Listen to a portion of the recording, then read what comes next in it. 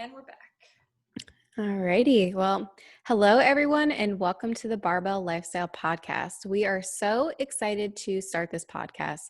Marissa and I wanted to start a podcast, and after some discussion, we decided to go about this together. And everything really happened really quickly, but honestly, I think that working together had made us get things done faster than we would have on our own. If you're new to one or both of us, we'll give you a little intro and background on each of us today. But first, let's talk about the goals of this podcast. We want to spread knowledge on training, nutrition, competing, and really just debunk any myths or common misconceptions there are in the fitness realm. We both have a huge passion for helping others improve each and every aspect of their lives and hope this podcast attributes to becoming better and growing as a person. It's our goal to share the ups and downs of our journeys as well as others. We're very new to podcasting, but are so excited to have you all along for the ride and can't wait to grow together. So with that, welcome to the Barbell Lifestyle Podcast, and let's jump into more about us and what got us to this point. Alrighty. So I will kick it off and I'll tell you guys about my background, how I got into all this, how we got to where we are today. Wow, it's a good story. So essentially I grew up an athlete. I think a lot of people in this industry have that in common. We kind of grew up with that competitive background, but even some people don't and they still end up in this space. But I definitely had that background. I played pretty much every sport that was imaginable growing up. Like I tried everything at least once, maybe twice. And some of the sports I didn't really like. For example, I really don't like playing soccer. No offense to my soccer players who are listening, but I just don't have foot-eye coordination. So that's not for me. But when I started playing volleyball, I started playing it at a week-long summer camp. And it was just kind of like a, hey, get to know the sport type of camp. Fell in love with it and pretty much just dropped everything else that I was doing at the time. I was playing house volleyball, basketball, soccer, and lacrosse all in the same year. I dropped everything the next year and I was like, this is it. This is my thing. I love this. I can't explain it. It's just, this is it. This is it for me. So I went all in on that through middle school, high school, and was pretty serious about it and was a pretty competitive athlete for that. So I would play year round for volleyball. And it was really about sophomore year of high school that I started getting into fitness, mainly honestly because of social media. And that's a lot of people's gateway in nowadays, especially with how saturated the industry is now. But Instagram was really kind of just getting started at this point. But I was following a good number of fitness influencers and started noticing, hey, I really like the muscle tone on these girls' arms or the shapeliness of their legs or their core. And I wanted to shape my body to look like that. So I started looking into resources through Instagram and then through the internet and figuring out what it is I should be doing with my nutrition. And of course, I made tons and tons of mistakes doing that, but luckily I was able to find some actual pretty good resources.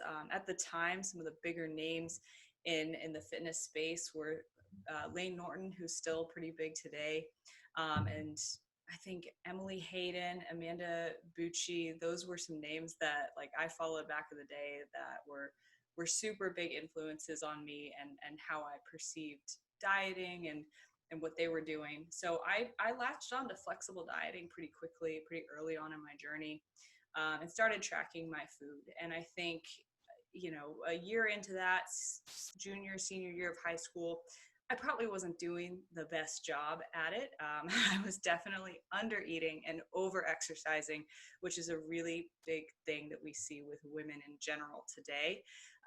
But I was able to get out of that with the help of those influencers and social media, funny enough. And once I finished playing volleyball in senior year of high school, basically just took a deep dive into fitness at that point. So my senior year high school season was over. Wasn't playing club that year and decided to just go all in on the gym. I was loving working out and I wanted to learn more about resistance training. And I was seeing all these people on social media lifting and lifting heavy and building the bodies that they wanted. And I wanted to do that. So this was when it really started. I got a job working the front desk at a local gym. I was there all the time. I would work out before my shift or after my shift. And basically, if I wasn't at school, I was there. And that became my life. And from there, graduated high school. The plan was actually to go to the University of Texas at Austin. Go Longhorns. I didn't know that. I think I told you probably once or twice, but like it was so long ago. I forget that I was supposed to as well. Yeah. But pretty much the day before the housing deposit was due to like lock everything in, I had gone and looked at a lot of schools in Texas actually. I dropped out last minute. My heart wasn't in it. And to be honest, I stayed back for a boy. And yeah, you know, we do that. But it ended up working out, honestly, for the better. So once I was no longer going to school in the fall, I needed to do something with my time. So I crash studied for and certified with the NSCA for my CPT, my certified personal trainer. And I asked the gym, hey, if I do this test and I get my certification, will you guys let me move from the front desk to being a trainer here? They said, sure. And that's what happened that summer. So I trained there for a year in person. And that spring, after the fall that I did not go to school, I started at George Mason in the spring, which is where I got my undergrad. And I also started my online coaching business that next spring as well. So this was in 2016. And I was, again, influenced a lot by social media. I was now seeing people competing and starting their own online businesses for coaching. And I thought, wow, I really want to do that. You know, I can work from home. I don't have to train people in person. I can make my own rules. So I thought that was really cool. And with starting school in the spring, I wanted to have something that was a little bit more flexible for my schedule. So I really just jumped on in, didn't really question myself, but just went for it, started the business. Had a really ugly first website, but it was there. And I was just head first into this whole fitness thing at this point, and I wasn't even thinking about it. I was just saying, I'm gonna try, and if it goes somewhere, then it goes somewhere. At the same time, I was beginning my first journey to the stage that year. So I started my business and prepped for my first show in the same year. So 2016 was a lot of firsts. Competed in my first season. And from there, not a lot of super eventful stuff has happened, but I was just continuing to grow the coaching business and letting it become what it is now and just continually improving it from the inside out. And to look at, you know, where I am today compared to where I was in 2016, it really has amazed me how far you can take something just by being consistent with it and always trying to better yourself. So yeah, since then I competed one more time. I guess two more shows. In 2018 was my most recent season. Recently, I have in the past 2 years gotten back into playing volleyball in the adult community here in Northern Virginia, which is really awesome. Shout out to all my volleyball friends who are listening. But I've been able to kind of get the best of both worlds now with just the lifestyle, bodybuilding, coaching, playing volleyball, and really just making my business more well-rounded from the inside out. So that is me and everything I'm doing. And I guess the most recent thing I've added to my repertoire is this summer I studied for my CSCS, which is a certified strength and conditioning coach with the same organization. And it basically is a qualification to work with collegiate and pro athletes, which falls under that volleyball niche very well for me. So yeah, now I'm starting my master's in kinesiology now that I've graduated undergrad at Mason, and just continuing to better myself. And, you know, in 4 years, 2024, we'll see where this business and where everything has gone from there, because a lot of crazy stuff has happened since 2016 to now. Oh, I love that. Well, I would say that I have a very, very similar story to yours, which again, I feel like rings true for a lot of different people. But growing up, I was always into sports, and same thing. I played soccer for a little bit, but that just wasn't for me. Just not a soccer person. Um, so I switched over to volleyball, or not volleyball. Oh my God, volleyball. I'm thinking about you. I switched over to softball when I was 12, and that was a very, very late start for a child in Northern Virginia. So I picked it up really quickly, and I started playing travel. So same thing with you. It's year long. So I was always in softball season, and I eventually made the varsity team in high school, and I played varsity for 4 years, and that kind of got me into weightlifting. That was my introduction. We'd always have conditioning for softball, so we'd go into the weight room and lift, but it was never anything consistent. It was just something that I did for softball.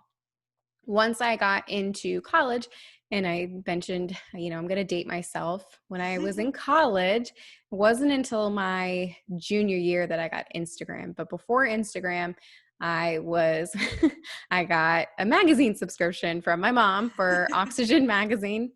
And I fell in love with the cover models and the physiques that they had. And I loved the strong versus skinny type attitude that they had, and being very functional when it came to fitness. So I started getting more involved and doing more research. And at the time, it was very clean eating based. At least that was kind of what I had gathered from the magazines, and just I feel like that was just the information that was out at that time. So I was, I wouldn't say orthorexic like to that point, but I was very, very, very clean eating, not processed and any of that stuff. And I'm sure I drove my family crazy. But it wasn't until I got Instagram, I think my junior year, where I started seeing more people talk about flexible dieting. So I started to get into that, if it fits your macros. And the more people I followed on Instagram that were into fitness, the more I saw competing as a avenue or another realm of fitness. So I started thinking about wanting to do that. And I never really thought I would eventually do it, just because at the time, so when I graduated college, I graduated from James Madison University, and I got my BS in psychology. From there, I went on to grad school at Marymount University, where I got my master's in school counseling. But that was the main reason I was debating about competing, because when you are working for a school or within a school, you have to worry about your students finding you. You have to worry about administrators, what other teachers or staff members, or especially what the parents are going to think. And I almost let that hold me back from competing. But I eventually just went for it, because I was like, you know what? I don't want to be 80 years old and resent that I never at least tried, and see where it took me. So in 2015, I started prepping for my first show, and I competed in 2016, 2017, and then I took a long time off and started competing again in 2020. So that's how I got into competing, just because I needed another outlet for competing, because I'm a highly competitive person. I did, another 4 years of club softball when I was at James Madison, but after undergrad, I didn't really have anything to do. So I started getting more into lifting. And it wasn't until I got to college and met my boyfriend. Well, not met, re-met. I don't know, reintroduced. long story there. But he started getting me more into lifting on a consistent basis, and not just when I had time. So it wasn't until after college I got into like a 5x5 program, and was actually going to the gym anywhere from 5 to 6 days a week. And from there, after I while I was in grad school, I had worked for an eye doctor's office for about 6 years, but I had transitioned to work for a tennis club, and they had a gym there. And so I would work with clients as a personal trainer. But once I got my full-time job as a school counselor, I wasn't able to do that anymore. So I actually took one client and worked out with her online, and I did still see her in person. but she had mentioned that the 2 years that she had worked out at the club with trainers and versus the couple months that I had worked with her just online and a little bit in person, she saw more progress with me than she did at that 2 years. So she was like, not hooked, but she was convinced that online personal training can work. And so I started thinking, maybe I can do this for more people. And I eventually moved to Texas away from my hometown. So I started taking on more clients from Northern Virginia, but still being in Texas. So that's kind of how I got into coaching. And same as you, Marissa, it just kind of grew and took off on its own. But it wasn't really something I thought I could do until it just happened very naturally. And then from there, I studied while I was in Texas for my NASM CPT, so certified personal trainer. And then I think it was actually last summer or this summer, I can't remember, everything kind of blends together. Especially with the pandemic. Yeah, maybe it was last summer. I don't know. But I got my NASM CNC, which is a certified nutrition coach. So I was able to get those 2 certifications and just kind of, I don't know, I just continue to learn, and I, created a cookbook and like all this stuff. And it's just so crazy to think about how just following a passion has got us to where we are now. And I mean, now we're podcasting. That's really cool. Now we're here. You Yeah. actually reminded me, so your first program was the 5x5, right? Mm-hmm. So I forgot that the first program I ever run, like, you remember how bodybuilding.com used to be it, right? Okay. Is Like, it Jamie Easton's? No. It's Okay. even funnier. So Okay. it's like back in the day, like 2016, like that was a billion years ago. But it really was like bodybuilding.com was like the only fitness resource that had like free programs and Back when they were free. yeah, and like when they had like the forums and everything. But Mm-hmm. so I downloaded the Jim Stepani's 12 Weeks to Size, and that was the first program that I ever run. And I was like, this is a dude's program. I'm going to get awesome. jacked. I'm so excited. And I ran that thing to a T, and I think I still have that training journal. And it's so funny. I would print the workouts out and I would cut them and then tape them into the notebook and then write underneath what I was doing. And it was so cute. So I would say my first real program was the 5x5, but honestly, I did the exact same thing as you. I started following the Jamie Eason 12-week program or whatever, but my problem was I just wasn't consistent with it. So I can't really call it like following a program, but that's what I did back when everything was free. Yeah. I'm pretty sure I followed through on the full 12 weeks, which I'm actually pretty impressed with myself for. Yeah, that's awesome. But yeah, I was like, I'm going to get jacked. I'm going to get huge. I think I saw pretty good results from it, but I was just a scrawny little twig back then. So I don't know. Oh yeah, me too. My goal has always and will always be to grow my glutes. Mine will always just to look like I lift. Yeah. Or like someone could tell if they saw me walking on the street, which still has not happened. So funny thing, you know who Marissa Wu is? I think so. M Wu on, yeah. So I started following her before she was a pro, and I mean, she's jacked now. Oh my goodness, especially when she is getting ready for a show. But I was watching her stories, and she said something. She was like, I love all the comments that I get whenever I'm walking around in like a tank top or something, because she's so vascular, and people will be like, do you work out? And she goes, no, I just do Pilates from time to time. And I could just imagine, but I was like, I think it's hilarious, but at the same time, I'm like, oh my God, that's why women are going to fear going to the gym. Oh, absolutely. It's like, oh, if you just do Pilates, then what would happen if you touched a weight? Yeah, I know.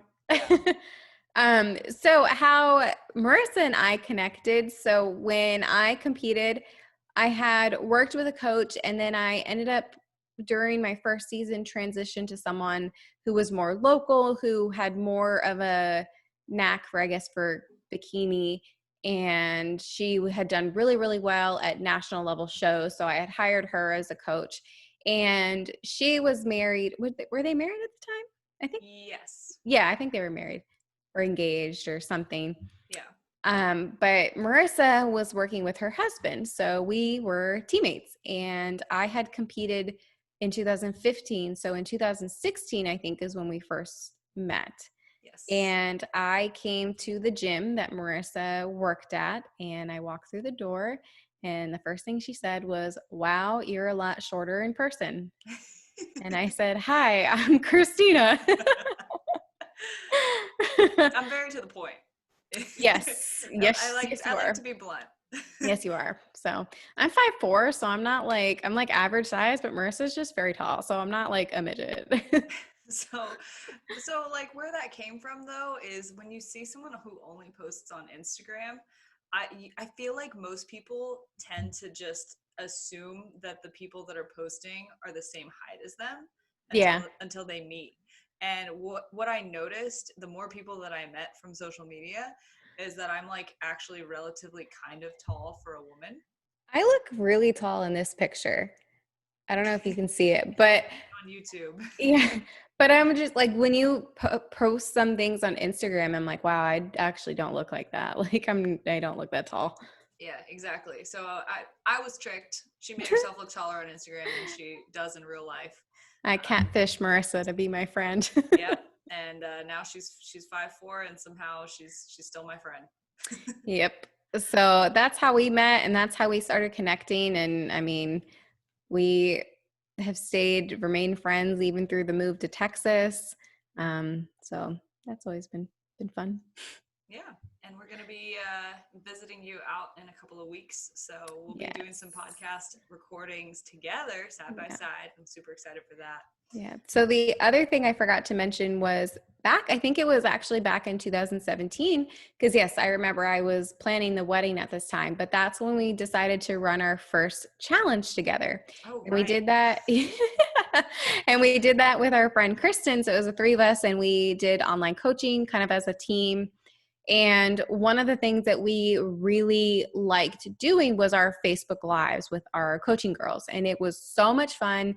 And I loved the interaction that we were able to get from the clients. And we would do kind of this more like long form messaging and talk about topics more in depth that our clients had questions on. And it was just always super fun and very fulfilling. And so that's one of the things that we kind of fell in love with. And I mean, even so, if like I have someone who asks me a question, it's very difficult for me to just give a short answer. I'm like, well, let me explain this. And I use a lot of hand motions, and I'm a very visual person, and I think that with a lot of topics, even on a longer I guess I don't know how to explain, but on Instagram, where it's something a lot longer than a couple characters on Twitter, there's still so many different little nuances and like a dichotomy. It's not this, it's not that. And you have to explain every aspect of a topic. So that's why I think podcasting is something that we both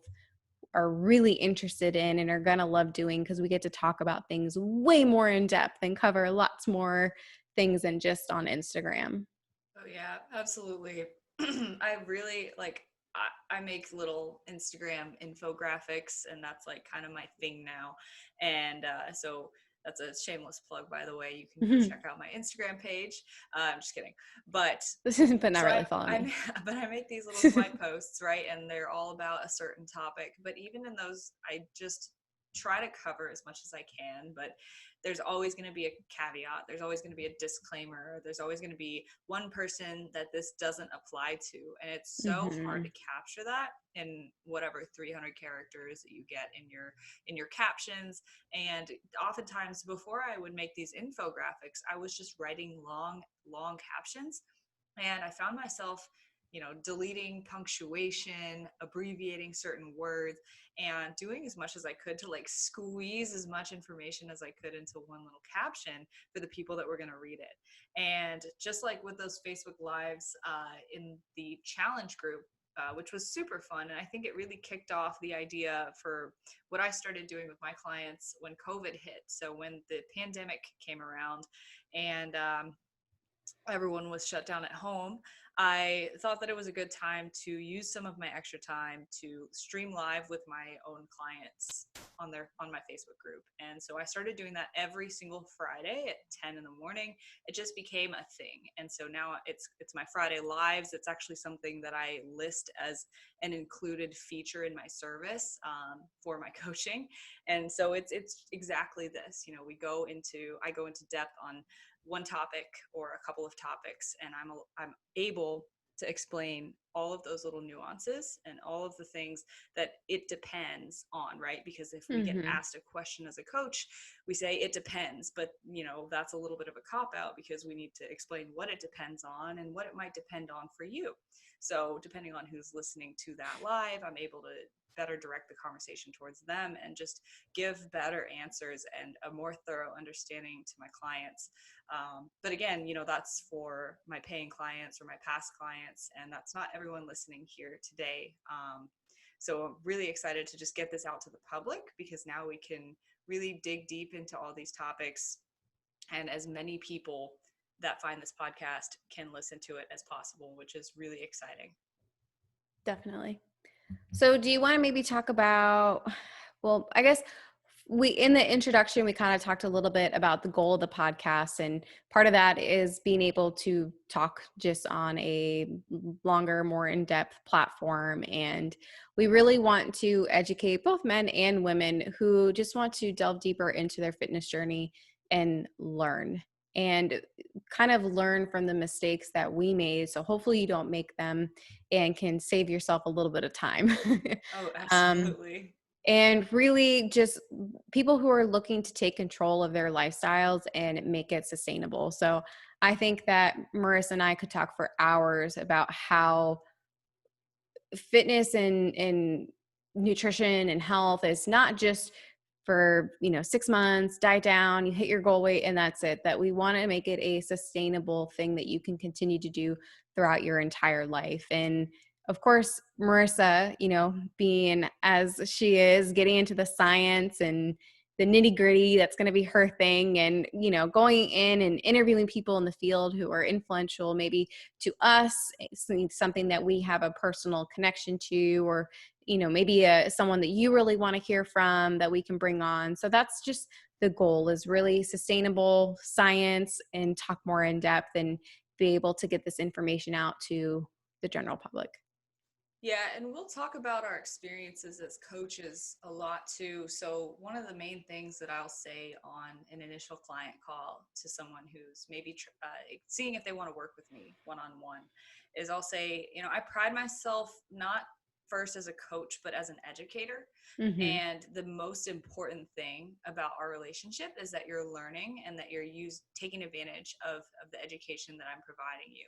So it's the same thing with this podcast. What you're going to get out of it is the education, and what learning about the nitty gritty or the concepts of physiology or exercise science is going to help you do. And this isn't going to be like a lecture style podcast, but we're really going to help you to apply this information to your life and empower you to make changes. Because most of the time, people are stuck or they're at a plateau or they don't know how to start because they're not empowered to do so. They don't have the knowledge in their tool belt to be able to take that and do something with it. So we're not just going to, as much as I would love to just talk about research for like 3 hours straight, we're not going to just get into the science and then leave you hanging with like, okay, now go make sense of it.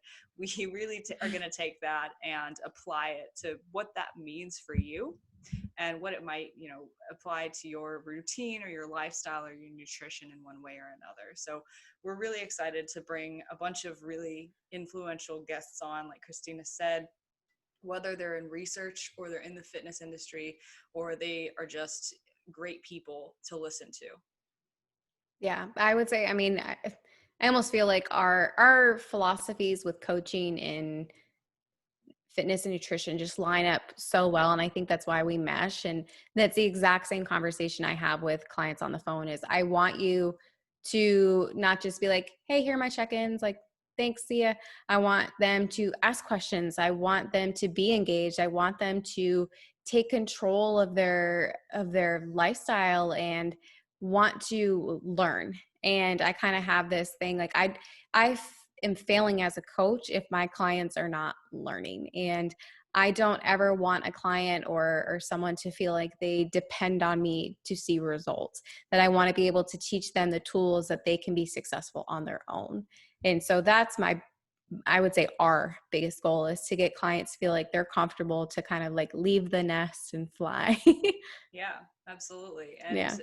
because the people listening to this podcast might not be our clients, this is all about empowering you to take control of your lifestyle without a coach. We're going to give you all the tools and the tips and tricks and the things that we do with our clients, with ourselves, that brings them to the results that they see. But you're going to be getting it for free just from listening here. So Yeah. if that's not a sales pitch, then I don't know what is. But the podcast is all free for you guys. Yeah. But yeah, like it really is just about empowerment and self-efficacy. So when it comes to someone signing on for 3 months or 6 months or a year, to me, it's about making sure they feel ready to do things on their own after that time frame. Or if they don't, if they do 3 months and they need to do 3 more because they're not confident yet, that we make the best use of that time possible, so that after 6 months are over, they're out of my nest and they're just flying and they're good to go. You've pushed them out of the nest and they're ready to go. I mean, I love you, but I don't want you here forever.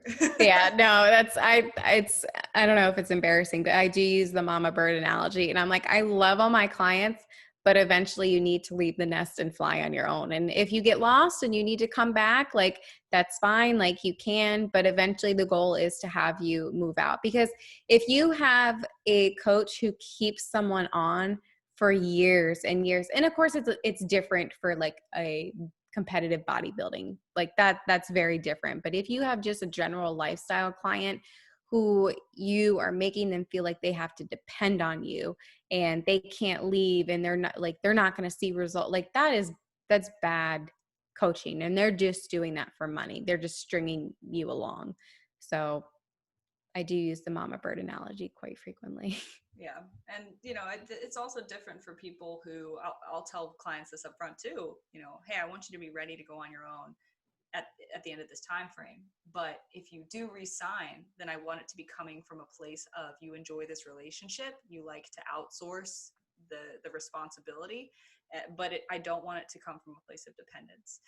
So I do have clients who I have re-signed for like multiple years who are not competitors, but it's not because they need me. It's because we really enjoy the weekly check-ins.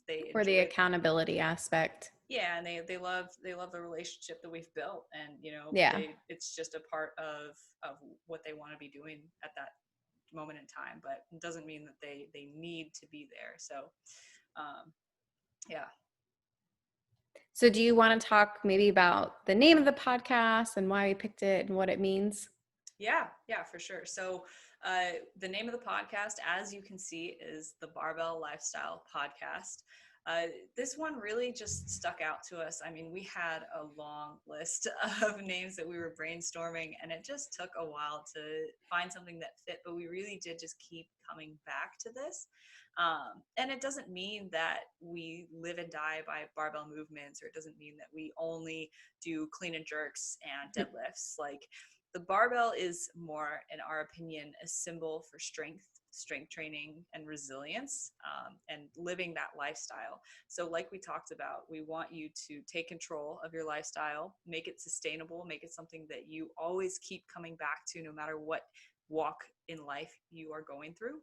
And we really believe that this is a great name for that, just building your life around becoming a stronger individual. Wow. I don't know if there's anything else left to say to that. That was like perfect. That's it. That's the name. Well, I guess I do have one more thing to add. I mean, we are here to serve you guys, our listeners. You guys are our audience. We want to help you any way we can. That's how we feel as coaches. That's how we feel now. And anything that we can help, whether it's a topic, whether it's a specific question you have, that's what we're here for. That's what we want. So if you want to comment on our Instagrams, if you want to send us a DM or our Instagram for the podcast, any way that you can get in touch with us, if you have questions, a topic, a person that you want us to interview, we want to hear from you. So please review the podcast, subscribe, send us a DM, questions, all of that good stuff. We're here to help you guys. Yeah, and that aligns very well with our mission. So we really just want this podcast to grow and to help as many people as possible. So, one topic that you suggest, maybe you feel like you're the only one struggling with it, but we promise, it's not just specific to you, and something that we go over for a topic request, like you said, might help a ton of people if this podcast continues to grow. Yeah. Well, I think that about wraps up this episode. So we hope you enjoyed our backgrounds and a little bit more about us. And I don't know what platform we'll be on yet, but whatever it is, make sure you're subscribed and you leave us a review. And we'd really appreciate any feedback that we can get so we can continue to improve as podcast hosts. If you found it funny or helpful, share it with a friend. And you can find us both on Instagram. So you can find me at Christy Lynn Fit and Marissa at Marissa Roy Fitness. So thank you guys so much for listening, and we'll see you back next episode. All right. Oh, Shane, please